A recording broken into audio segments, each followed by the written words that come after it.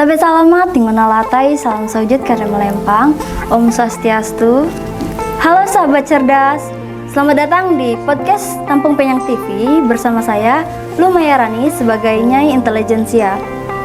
Podcast ini sebagai ruang dialog, tempat kita berbagi ide, gagasan, dan juga cerita inspiratif seputar dunia kampus. Hari ini kita kedatangan tamu dari salah satu ketua dan sekretaris unit kegiatan mahasiswa yang ada di kampus kita tercinta, Institut Agama Hindu Negeri Tampung Penyang, Palangkaraya. Dari UKM Penalaran yang mana diketuai oleh Inyoman Urip. Halo Nyoman, apa kabar? Baik. Halo Ipan. Bisa diperkenalkan lebih jauh kepada penonton? Baik, perkenalkan nama saya Inyoman Urip dari Prodi PGSD Fakultas Dharma Acarya. Saya berasal dari Kapuas. Oke, baik. Perkenalkan nama saya Ipan, saya dari Fakultas Dharma Acarya Prodi Pendidikan Agama Hindu. Asal daerah saya dari Kota Waringin Barat. Untuk ketuanya ya, bisa dijelaskan sedikit apa sih itu UKM Penalaran dan bagaimana peran UKM Penalaran di dunia kampus kita? Oke, untuk terkait UKM Penalaran sendiri itu lebih merujuk pada kegiatan pembuatan suatu karya tulis ilmiah. Untuk perannya sendiri, di mana UKM ini memfasilitasi bagi mahasiswa-mahasiswa yang ingin mau membuat suatu karya tulis ilmiah, yang dimana karya tulis ilmiah itu sendiri itu salah satunya seperti pembuatan proposal, bisa pembuatan artikel ataupun pembuatan poster seperti itu. Oh iya. Untuk kegiatan utama apa saja sih yang biasanya UKM Penalaran lakukan? Untuk kegiatan utama, kalau kegiatan utama UKM Penalaran itu lebih mempelajari teknologi, di mana teknologi itu seperti komputer yang mempelajari aplikasi Microsoft Word ataupun PowerPoint. Kalau untuk Microsoft Word sendiri itu belajar bagaimana penggunaan Microsoft Word dengan praktis. Contohnya salah satu pembuatan daftar isi otomatis, gimana buat penomoran. Itu salah satu kegiatan kami dalam di UKM Penalaran. Untuk sekretarisnya nih, dari sekian banyak program atau kegiatan yang udah dilakuin UKM Penalaran, mana sih yang menurut Pak Sekretaris ini paling berdampak besar bagi mahasiswa? Sebelumnya yang paling berdampak besar itu kan dari UKM Penalaran itu kan pertama diadakannya lomba-lomba nih Kak.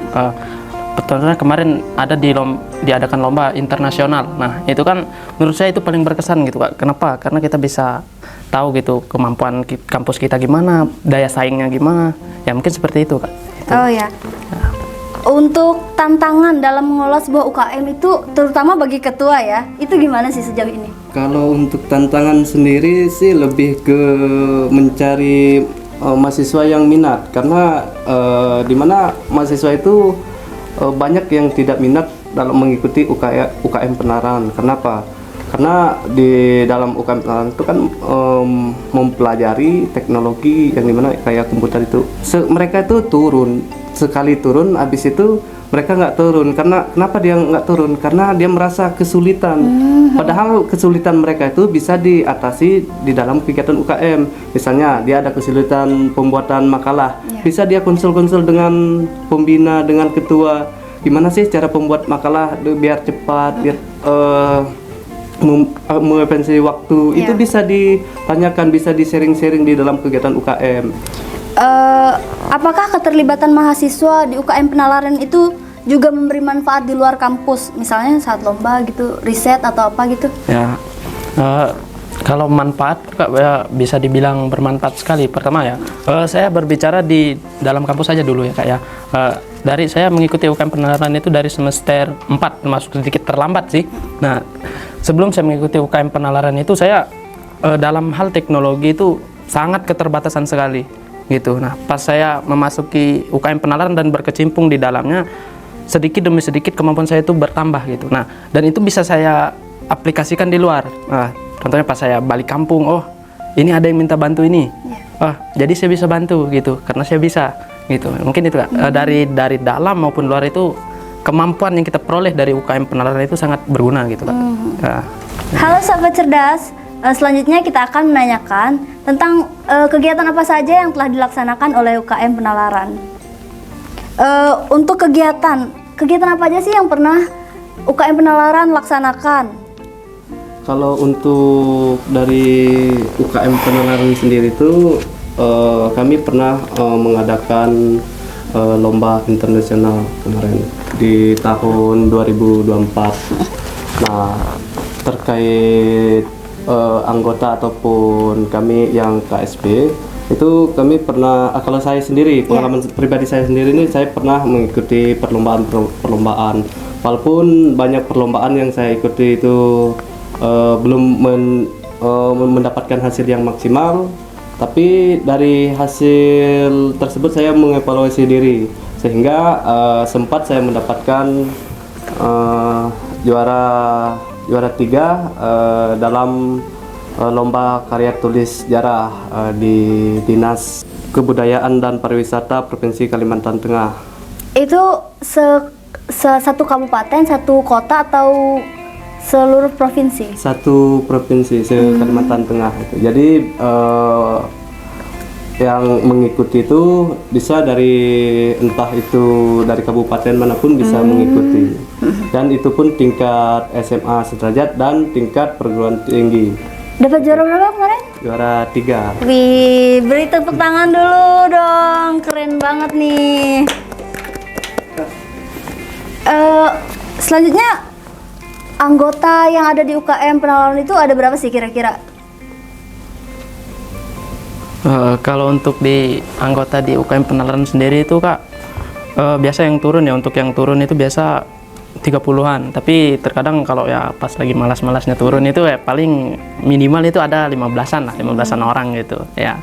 Jadi selama pelatihan itu ya kita diajari teknik-teknik itu aja, teknik kayak mempermudah kita buat mengaplikasikan Word gitu. Ya, karena gini juga Kak, karena di dalam latihan itu kan namanya juga kita mengoperasikan teknologi kan, itu banyak lah kendala-kendala mahasiswanya karena dia mungkin kepusingan karena bener-bener. disuruh ngerjain ini. Nah, itu dia pusing besoknya jadi nggak turun lagi. Itu yang membuat Iya, jadi benar.